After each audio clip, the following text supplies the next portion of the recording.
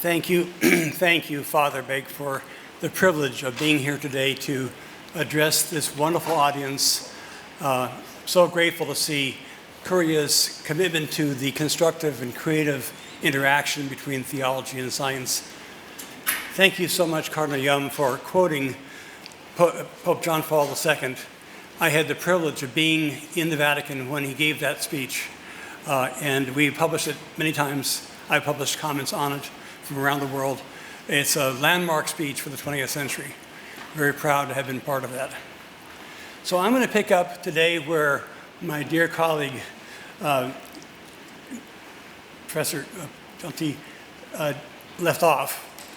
And I'm going to look at two different issues in Big Bang cosmology related to creation ex nihilo, T equals 0 and the Anthropic Principle. You'll see in my extended paper that I give a nice summary of the history of creation ex nihilo. I won't do that today because of time. So I'm going to go directly to Big Bang cosmology. It's an extension of special relativity to gravity. It relates the distribution of matter to the curvature of space-time. It applies to astronomical observations in which the light from distant galaxies is shifted to the red, according to Hubble-Lemaitre's law. As said already, the universe is expanding. Began with an initial singularity, and we first look at this model called Standard Big Bang, which worked for 2 decades. Could you use this? So for 2 decades, John Archibald Wheeler called the beginning of time, T equals 0, the greatest paradox on the books of physics. So picking up exactly where we left off in the previous talk, I think there are 3 ways to relate T equals 0 and creation ex nihilo. Let me give them to you briefly. One is that they're completely irrelevant, as Father was saying.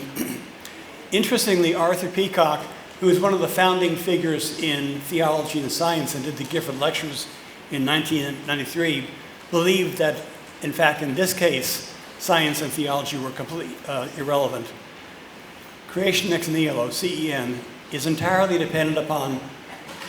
about the dependence and contingency of all events and entities on God. It is not about the beginning of the universe at a point in time. So, one of the founding figures in theology and science says, in this case, they're irrelevant to each other.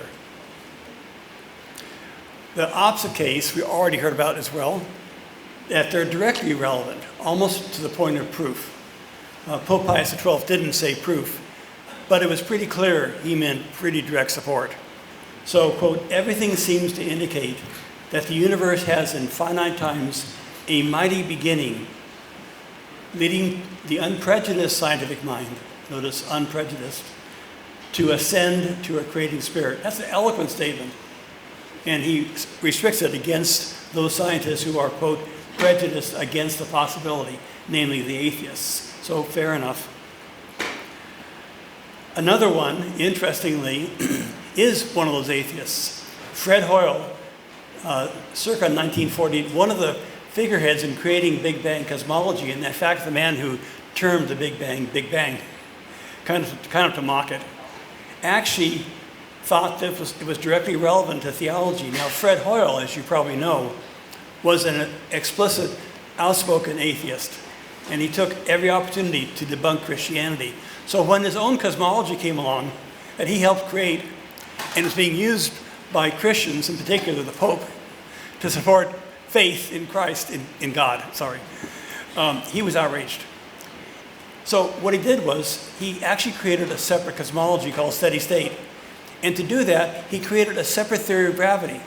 And that's an amazing accomplishment. So he's my hero, because his faith, namely atheism, was so strong, and he was so good as a scientist, that he actually created a science out of his theological presuppositions. It's not a two worlds model, but it's not a conflation. It's different. It's constructive influence of faith on science. And in fact, it worked. For 2 decades, steady state was a rival to Big Bang. That's a posteriori. At the time, we didn't know it would win, right? And we're always in a battle. So we never know which is going to win. My point is, there's a legitimate move from theology to science if you're careful about it and say what you're doing.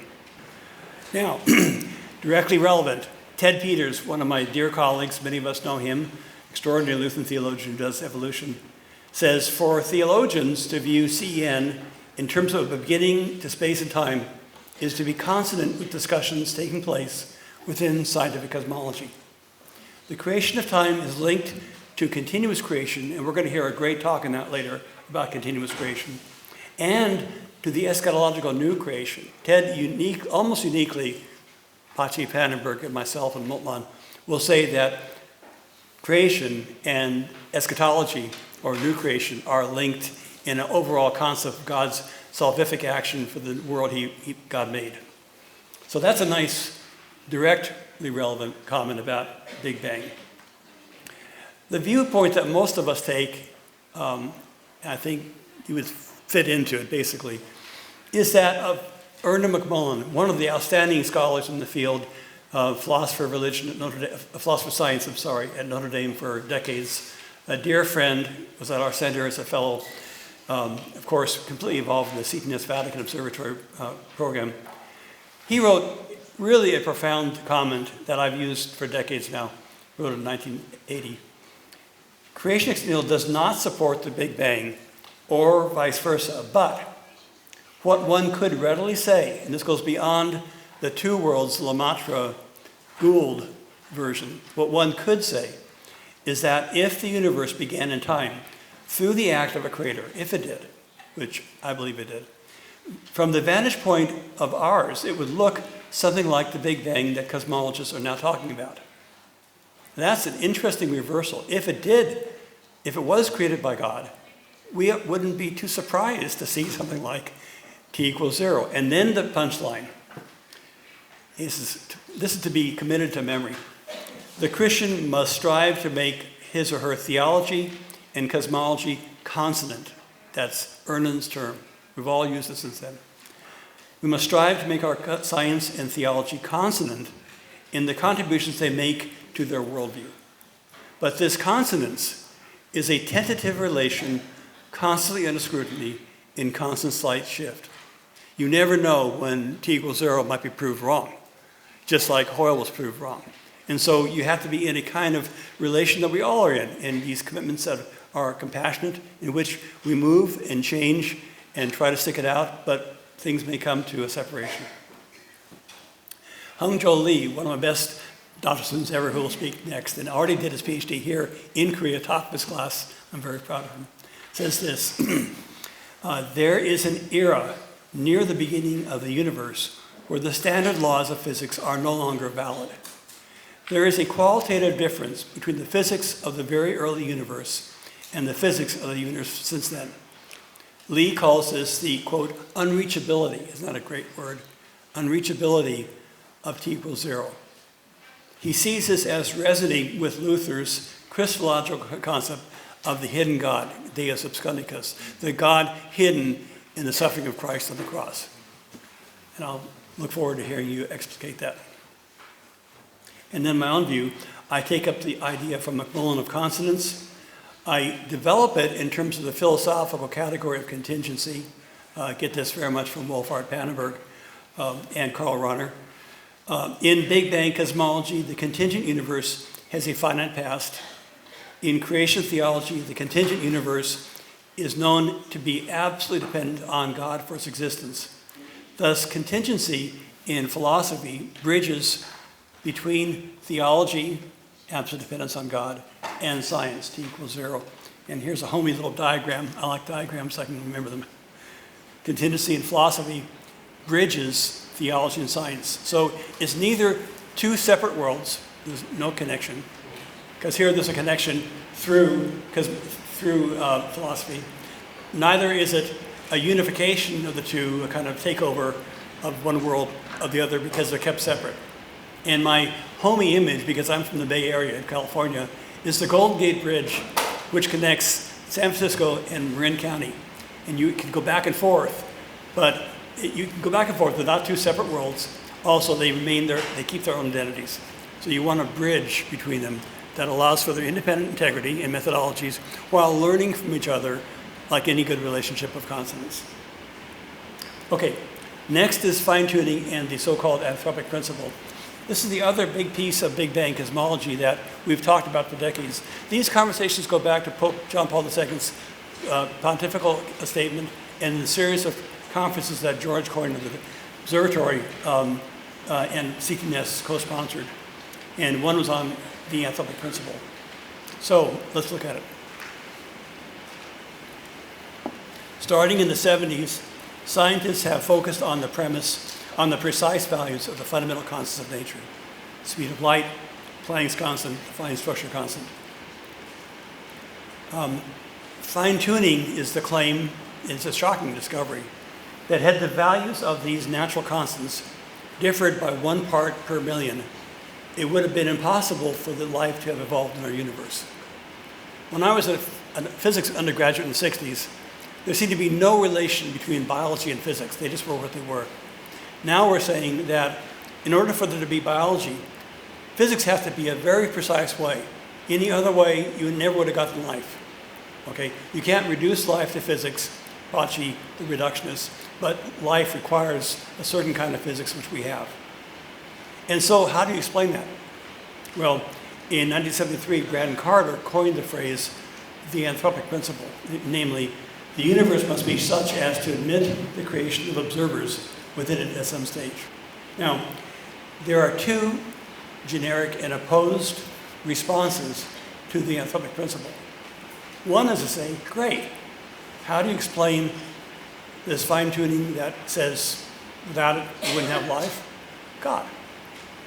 God is the best explanation for the fine-tuning of the universe. The other one, of course, is the atheistic one, which says, no, there are an uncountable infinity of universes, and I'll give you various models for why you'd think that. And if that's the case, we're going to be in the one we're in. Right? It's just that happens to be the one that is compatible for our life, and the other ones are dead universes. So if there are an infinity of domains in our universe, as inflation says, or an infinity of universes, as string theory multiverse says, then our being in the domain that is fine-tuned for life is explained without God. Now, this shows the difficulty of trying to keep theology and science separate, because here are two different responses to science which actually do each drive a scientific research program, and yet which have their roots not in science, but in philosophy and theology, namely theism or atheism.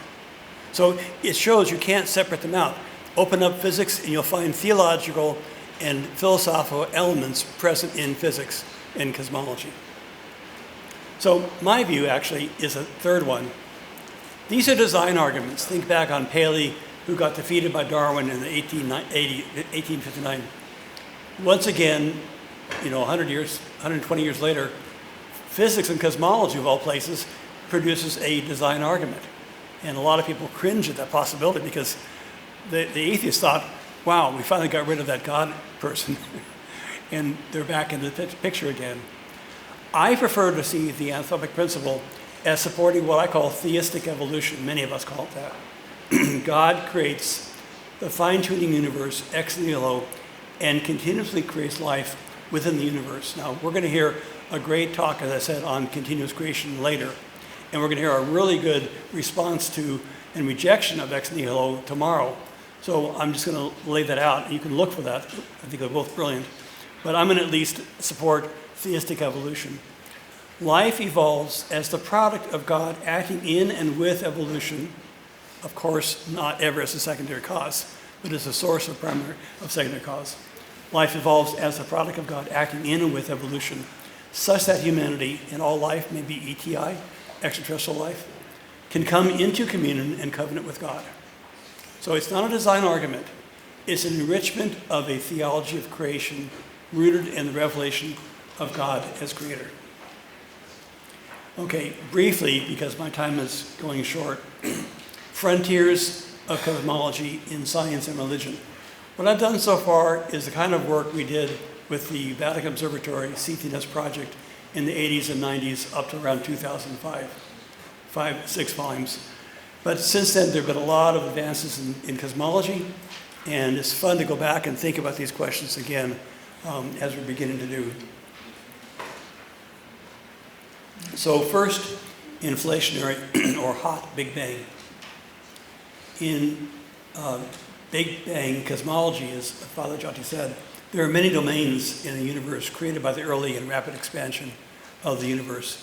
And, as I didn't mention, the value of the constants could be different between them. I mean, why not? In some models, the question whether the universe includes an initial singularity is, in fact, technically undescribable. And this is very close to my collaborator Jung Hongzhou's argument, which you'll see following mine, so wait 5 minutes. But that's an important point. According to some cosmologists, the question of the existence of t equals 0 may be formally undecidable. Not wrong or right, but undecidable. So those both challenge the arguments we've seen so far for t equals 0 and for the Anthropic Principle. My response? Well, it is true that some inflationary scenarios support a many worlds explanation of fine-tuning within our universe that tends to undercut the Anthropic Principle as a design argument. That's one of the reasons why I don't use the Anthropic Principle as a design argument, because it's open to liabilities. It is also true that the existence of t equals 0 inside a Big Bang is undermined, and with its support for creation ex nihilo. Still, inflation does not explain why there is a universe per se.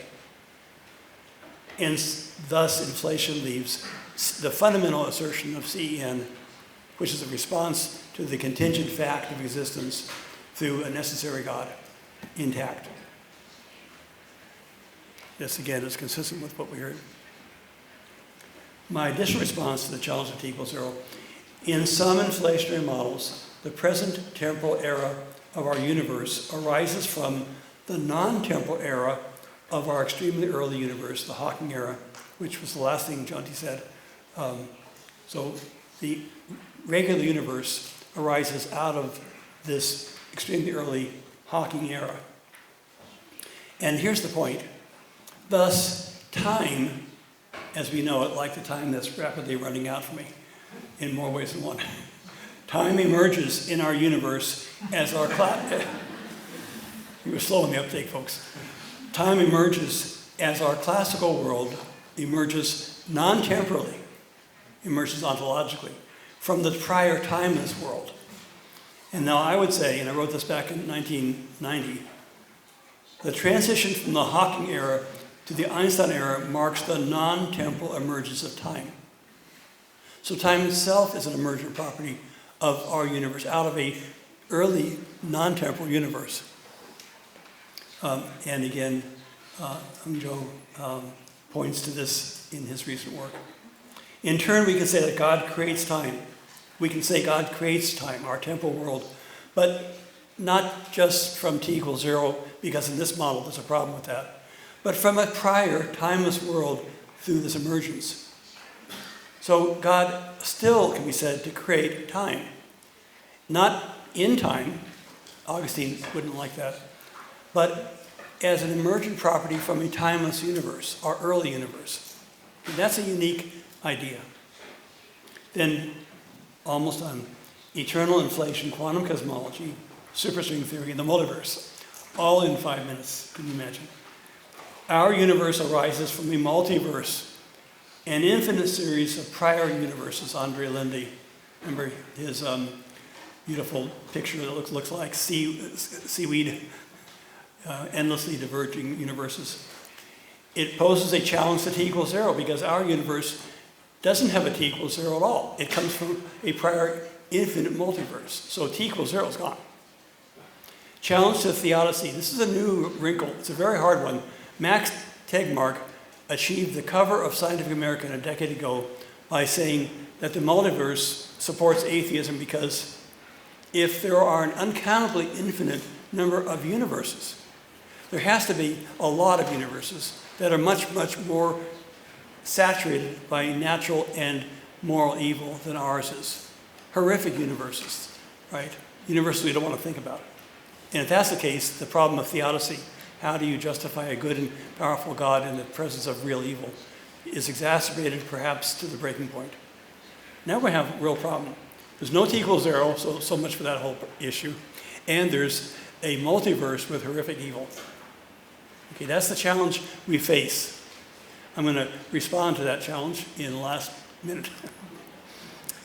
Well, the problem of t equals 0 is not really a problem because, as Jonty said, we really shouldn't tie creation to t equals 0. So if we don't have t equals 0, we still have creation ex nihilo because we still have a universe. And that's what it's really about, right? It's really about the sheer fact, the mysterious fact that we exist. But what about the challenge to the, sorry, let's go to the next one. What about the challenge of theodicy? Well, my response is actually pretty simple. You probably all thought about it. Have you all thought about it? Raise your hand if you have. Okay. You've read it already. It doesn't count. Not all possible universes in the multiverse need to be actual. One of the assumptions of mathematical physicists, because they're Platonists, is that every mathematical solution to their equations represents a real universe. But even Hawking, in his brief theory of time, the second to last page, says, what breathes fire into the equations and gives them life? My equations don't tell me there are other universes, they just tell me how they be like. I don't know if they're the universes.